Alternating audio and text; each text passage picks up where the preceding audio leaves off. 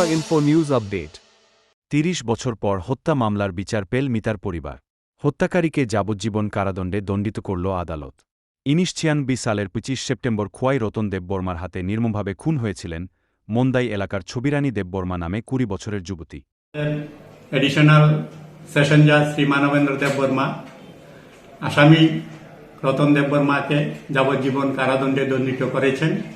ঘটনার বিবরণে প্রকাশ, ১৯৯৬ সালে লঙ্কামুড়া মান্দাই নিবাসী শ্রীমতী ছবিরানী দেববর্মা কুয়াইয়ের মুদি বাড়িতে তার বড়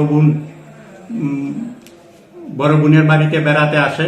ওই দিন রাত্রেবেলা আসামি রতন দেববর্মা ছবিরানী দেববর্মাকে কুড়াল দিয়ে শরীরের বিভিন্ন জায়গায় আঘাত করে হত্যা করে। সেই ঘটনার দুইজন প্রত্যক্ষদর্শী ছিল।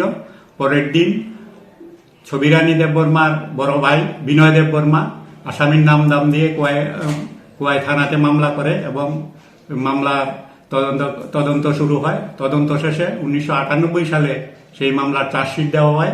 এতদিন আসামি পলাতক ছিল। গত জুন মাসে ২০২৫ সালের জুন মাসে আসামি আদালতে আত্মসমর্পণ করে। তারপর দীর্ঘদিন শুনানির পর আজ আমাদের আদালত সেই আসামির বিরুদ্ধে এই শাস্তি শুনিয়েছে।